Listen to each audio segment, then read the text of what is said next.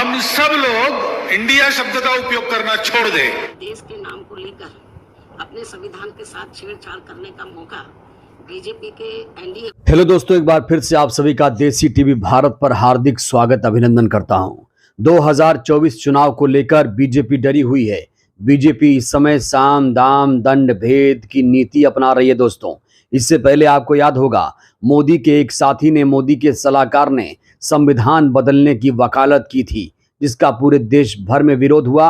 BSP supremo ने खुद उसका विरोध किया, जिसके बाद वो मनुवादी बैकफुट पर आया और एक बार फिर से अब देश के नाम को बदलने की साजिश रची जा रही है। तो बड़ा सवाल तो यही है कि क्या संविधान बदलने की कोशिश शुरू हो गई है? संविधान इसलिए दोस्तों क्योंकि संविधान के आर्टिकल 1 में ही इंडिया दैट इज भारत लिखा हुआ है। यानी हमारे देश का नाम, अगर कोई आपसे पूछे कि हमारे देश का क्या नाम है, तो आप कहेंगे इंडिया या भारत। हिंदुस्तान, पाकिस्तान, तजाकिस्तान, किर्गिस्तान नहीं, क्योंकि ये फारसी शब्द हैं, ईरानी शब्द हैं। और ऐसे हिंदुस्तान, पाकिस्तान, तजाकिस्तान, किर्गिस्तान को सिरे से खारिज कर देना चाहिए। इंडिया और भारत से बेहतर नाम कोई नहीं हो सकता दोस्तों। इसी को लेकर बीजेपी, कांग्रेस उलझे हुए हैं, लड़ाई लड़ रहे हैं। लेकिन बीएसपी सुप्रीमो ने एक बहुत बड़ी चेतावनी दे दी है, कड़ी फटकार लगाई है बीजेपी के तमाम नेताओं को और कहा कि खबरदार अगर ऐसी कोशिश की तो। दोस्तों, जैसा कि आपको मालूम है कि विपक्ष जो है, विपक्ष के गठबंधन का नाम है इंडिया और जो मोदी के गठबंधन का नाम है उसका नाम है एनडीए।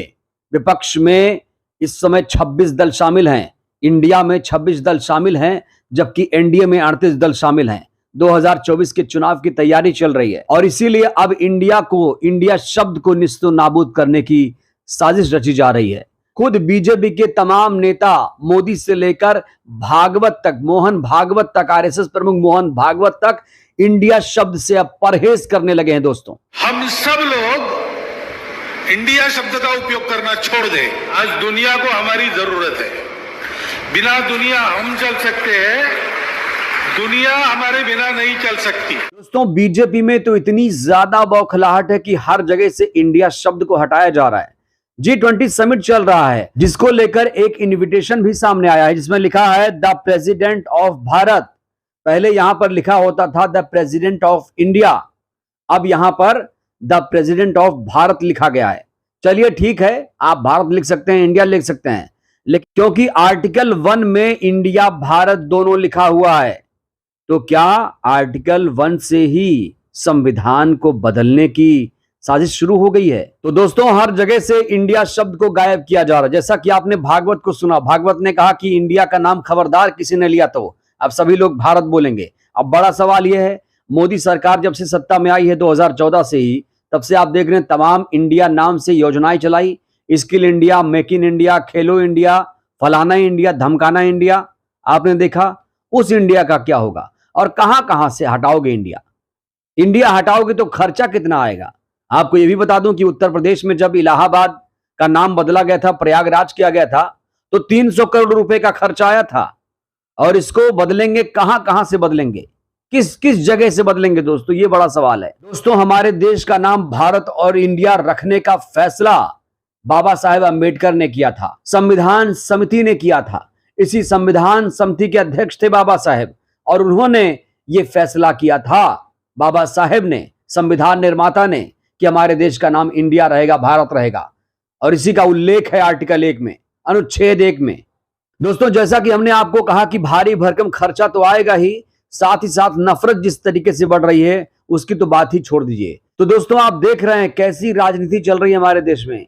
इंडिया शब्द क्या प्रयोग किया विपक्ष ने, बीजेपी बुरी तरीके से बौखलाई हुई है। एक ट्वीट सामने आया है, सूर्य प्रताप सिंह जो रिटायर्ड आईएएस अधिकारी हैं, वो लिखते हैं कि अविवेकपूर्ण निर्णय नोटबंदी की तरह प्रशासनिक, सामाजिक और आर्थिक क्षेत्र में देश विदेश तक में कोहराम मचा सकता है। इंडिया के स्थान पर भारत लिखने में लगभग 15,000 करोड़ रुपए का खर्च। सरकारी कागजातों, court, bank, stamp paper, trade market, अंतर्राष्ट्रीय संस्थानों, आईआईएम्स, आईआईटीज, करेंसी, मुद्रा, न जाने कितने अनगिनत बदलाव, सभी तरह के नोट दोबारा प्रिंट करने होंगे, केवल इस डर से कि विपक्ष ने अपने गठबंधन का नाम इंडिया रख लिया। बंदा संविधान का भूसा भरने पर उतारू है, क्या पागलपन है। दोस्तों, प्रोफेसर दिलीप मंडल साहब ने एक मारक ट्वीट किया है जिसे आपको सुनना चाहिए। उन्होंने लिखा है, नरेंद्र मोदी वर्तमान संविधान, लोकतंत्र और चुनाव सिस्टम से 2 बार प्रधानमंत्री बन चुके हैं। बाबा साहेब का ड्राफ्ट किया हुआ संविधान ना होता तो वो वडनगर गांव का वह मोट घांची साधारण परिवार का बच्चा सचमुच कहीं चाय या तेल बेच रहा होता। संविधान ने उन्हें पीएम बनाया है। चांदी की चम्मच मुंह में लेकर पैदा होने वालों को पीछे करके मोदी लोकतंत्र और संविधान की वजह से प्रधानमंत्री बने हैं। दोस्तों, इसके अलावा हंसराज मीना लिखते हैं कि भारत और इंडिया को अलग प्रदर्शित करने वाले भाजपाई लोग संविधान विरोधी और देशद्रोही लोग हैं। दिलीप मंडल कुल मिलाकर कहते हैं कि हिंदुस्तान ठीक नहीं है, गड़बड़ है। हिंदुस्तान संविधान सभा से स्वीकृत नाम नहीं है। सबने मिलकर यह तय किया कि भारत और इंडिया ही रहेगा, भारत और इंडिया ही ठीक है। दोस्तों, आपको यह भी याद दिला दूं, 2004 में जब वाजपेयी की सरकार थी तो जानते हैं नारा क्या लगाया गया था? 2004 के चुनाव प्रचार के दौरान इंडिया शाइनिंग का नारा दिया गया था और यह नारा अटल बिहारी वाजपेयी और LK आडवाणी साहब ने दिया था। तो क्या वो भी गुलाम थे? ये बड़ा सवाल है। तो दोस्तों, अब बड़ा सवाल ये होता है कि ये इंडिया और भारत का विवाद खड़ा कब हुआ? आपको याद दिला दूं, विपक्ष एक बैठक कर रहा था। 23 जून को पटना में बड़ी बैठक थी। विपक्ष गठबंधन का नाम महागठबंधन हुआ करता था, लेकिन जब 17-18 जुलाई को बेंगलुरु में बैठक हुई, उसके बाद विपक्ष के गठबंधन का नाम इंडिया रख दिया गया और यही बात बीजेपी को बुरी लग गई। इसके बाद 17 जुलाई से आज तक इस पर विवाद जारी है। 17 जुलाई से पहले कभी नहीं किसी ने इंडिया का विरोध किया था। 17 जुलाई के बाद ही पूरा रायता फैला है और बीजेपी के लोग काफी बौखलाए हुए हैं। दोस्तों, इस बीच दोस्तों, मनोज झा जो सांसद है, उन्होंने एक चैलेंज कर दिया है। उन्होंने कहा, मैं विदेश मंत्री जयशंकर को मेरे साथ आकर संविधान पढ़ने के लिए आमंत्रित करता हूं। इंडिया दैट इज भारत अनुच्छेद 1 है। हमने उन्हें 19 जुलाई से पहले ऐसा करते हुए कभी नहीं सुना था। 19 जुलाई वो दिन है जब इंडिया गठबंधन बना था। बड़ा सवाल यही है कि इंडिया गठबंधन से दिक्कत है या इंडिया नाम से दिक्कत है? कहां से इंडिया हटाएंगे? 15,000 करोड़ का खर्चा आएगा। हमारा देश चांद पे तो गया है, लेकिन आज भी हमारे देश में 80 करोड़ लोग गरीब है। दोस्तों, पता नहीं उन्हें 2 जून की रोटी मिल पाती है या नहीं। इसके बारे में, गरीबी के बारे में, गरीबी हटाने के बारे में कोई कब सोचेगा? ये इंडिया शब्द हटाने में बड़ी दिलचस्पी रख रहे हैं। गरीबी पर कब बात होगी? बेरोजगारी पर कब बात होगी? महंगाई पर कब बात होगी? ये बड़ा सवाल है। दोस्तों, इंडिया और भारत विवाद के बीच अब बीएसपी सुप्रीमो बहन कुमारी मायावती जी की भी एंट्री हो गई है और मैं यहां साफ तौर पर स्पष्ट कह देना चाहता हूं कि बहन जी हल्की राजनीति नहीं करती हैं। मैं बार बार कहता हूं कि बहन जी से सभी को राजनीति सीखनी चाहिए। जो बयान उनका सामने आया है दोस्तों, वो यकीनन हर तरफ, चारों तरफ उसकी प्रशंसा की जा रही, तारीफ की जा रही है। यहां तक कि दिलीप मंडल साहब ने भी उनकी तारीफ की है। दिलीप मंडल ने लिखा है कि बहन जी कभी हल्की राजनीति नहीं करती, ये एक परिपक्व राजनेता का वक्तव्य है। सोचिए, जो पढ़े लिखे बुद्धिजीवी लोग हैं वो समझते हैं कि बहन जी की राजनीति क्या है, लेकिन विरोधी उन्हें बीजेपी की बी टीम बताते हैं। यह हास्यास्पद है। तो दोस्तों, अब बीएसपी सुप्रीमो ने इंडिया और भारत विवाद में क्या कुछ कहा, चलिए आपको सिलसिलेवार तरीके से बताते हैं। दोस्तों, बीएसपी सुप्रीमो ने क्या कहा, उससे पहले मैं आपको एक बात स्पष्ट कर देना चाहता हूं कि जो बसपा है, बहुजन समाज पार्टी, जिसके 2019 में 10 सांसद थे, उसको इंडिया गठबंधन ने अपने साथ नहीं लिया।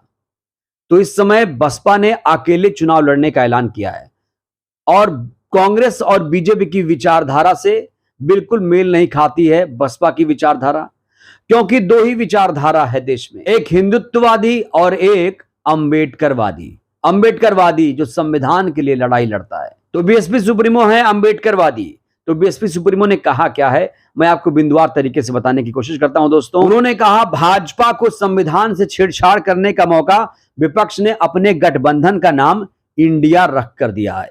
यानी ये दोनों की मिली भगत है कि देखिए मोदी जी, मैं अपने गठबंधन का नाम इंडिया रख रहा हूं, फिर उसके बाद विवाद होगा, फिर आप इसको बदलने की बात करिएगा। बहन जी ये कहने की कोशिश कर रही हैं। तो कुल मिलाकर विपक्ष ने ही बीजेपी को यह मौका दिया कि वो संविधान आर्टिकल 1 से छेड़छाड़ करने की बात करें, वो इंडिया शब्द से परहेज करें। और सबसे बड़ी बात, बहन जी ने यह कहा है कि इंडिया शब्द के चक्कर में जनहित के मुद्दे गायब हैं। बेरोजगारी, महंगाई, भ्रष्टाचार, दलितों पर, मुसलमानों पर अत्याचार, ये सब गायब हैं। जिस पर राजनीति होनी चाहिए उस पर राजनीति नहीं हो रही है। इंडिया एनडीए गठबंधन के लोग नूरा कुश्ती करने में बिजी हैं और नुकसान आम जनता का होता है। उनके हितों मुद्दों पर बात कब होगी? दोस्तों, इन्हीं दोनों की नूरा कुश्ती की वजह से ही बीएसपी सुप्रीमो ने ना तो एनडीए के साथ जाना उचित समझा और ना ही इंडिया के साथ हैं। वो अकेले चुनाव लड़ रही हैं और बीएसपी सुप्रीमो इस समय दोनों से उचित दूरी बनाए हुए हैं। एकला चलने का ऐलान किया है। ये लोग सिर्फ और सिर्फ मुद्दों से भटकाने की राजनीति करते हैं, कभी बेरोजगारी, महंगाई, भ्रष्टाचार पर बात नहीं करेंगे। और दोस्तों, बीजेपी को बीएसपी सुप्रीमो ने कड़ी फटकार लगाई। बीएसपी सुप्रीमो ने कहा कि अगर एनडीए को, मोदी को, मोहन भागवत को इंडिया शब्द से दिक्कत थी तो हमारे देश में सुप्रीम कोर्ट है। सुप्रीम कोर्ट है तो उस पर जाकर आपत्ति करते कि मिलॉर्ड, मुझे इंडिया शब्द से आपत्ति है। सुप्रीम कोर्ट इसमें संज्ञान लेता, लेकिन ये लोग सुप्रीम कोर्ट नहीं गए, खुद ही सुप्रीम कोर्ट बनने लगे। ये भी एक बहुत बड़ी हिदायत दी है बीएसपी सुप्रीमो ने। इनकी पोल खोल दी है कि ये लोग सुप्रीम कोर्ट को शायद नहीं मानते हैं, इसीलिए ये खुद सुप्रीम कोर्ट बन रहे हैं। कायदे से इनको आपत्ति करनी चाहिए थी, इंडिया शब्द को लेकर सुप्रीम कोर्ट में लड़ाई लड़नी चाहिए थी, लेकिन ये लोग लड़ाई नहीं लड़ रहे हैं। और इस पूरे विवाद में, इंडिया और भारत के विवाद में दोस्तों, बीएसपी सुप्रीमो ने अब सुप्रीम कोर्ट से कहा है कि सुप्रीम कोर्ट इस पर स्वतः संज्ञान ले, खुद संज्ञान ले कि इंडिया शब्द को क्या करना चाहिए, बदलना चाहिए, नहीं बदलना चाहिए। क्योंकि आर्टिकल 1 जो है, इंडिया दैट इज भारत की बात करता है और आर्टिकल 1 हो, पूरा संविधान हो, अंबेडकर साहब ने बड़ी मेहनत से तैयार किया था दोस्तों। और जो संविधान बदलेगा उसे बर्दाश्त नहीं किया जाएगा। संविधान बदलने वालों को कभी माफ नहीं किया जाएगा। यही चेतावनी बीएसपी सुप्रीमो ने यहां पर दी है साफ तौर पर। तो दोस्तों, बड़ा सवाल यही है, क्या इंडिया के नाम पर संविधान से छेड़छाड़ करने की साजिश रची जा रही है? क्योंकि 18 से 22 सितंबर तक विशेष सत्र बुलाया गया है। उस सत्र का क्या मकसद है ये किसी को पता ही नहीं है कि एजेंडा क्या है। यूसीसी लागू होगा, संविधान बदल जाएगा, आरक्षण खत्म हो जाएगा, देश हिंदू राष्ट्र बन जाएगा, कोई नहीं जानता इसके बारे में। दोस्तों, कुल मिलाकर बीएसपी सुप्रीमो ने दोनों को कड़ी फटकार लगाई है और दोनों की पोल खोल दी है कि दोनों मिले हुए हैं, दोनों से ही सावधान रहना है। और शायद इसीलिए बहन जी ने अकेले चुनाव लड़ने का निर्णय लिया है। और वैसे भी दोस्तों, खबर तो ये मिल रही है कि इंडिया गठबंधन में टूट हो सकती है। दिसंबर तक इंडिया गठबंधन में टूट हो सकती है। ये लोग आपस में भिड़ रहे हैं, लड़ रहे हैं और जो मोदी के खिलाफ मोर्चा बन रहा था वो शायद बिखर रहा है, कमजोर हो रहा है। तो दोस्तों, बड़ा सवाल यही है, क्या 2024 के बाद संविधान बदल जाएगा, देश हिंदू राष्ट्र बन जाएगा, आरक्षण खत्म हो जाएगा? ये बहुत बड़ा सवाल है। 24 में आपको फैसला करना है। और बीएसपी सुप्रीमो ने जिस तरीके से करारा प्रहार किया है, जो हिदायतें दी हैं, जो फटकार लगाई है खास तौर से बीजेपी और कांग्रेस को, उस पर आप क्या सोचते हैं? आप अपनी राय दीजिए, कमेंट बॉक्स खुला हुआ है, हमें आपकी राय का इंतजार रहेगा। वीडियो को लाइक करिए, चैनल को सब्सक्राइब करिए, सहयोग करिए, वीडियो को जन जन तक पहुंचाइए, जिससे बहुजन समाज जागरूक हो। जय भीम, जय भारत, जय संविधान।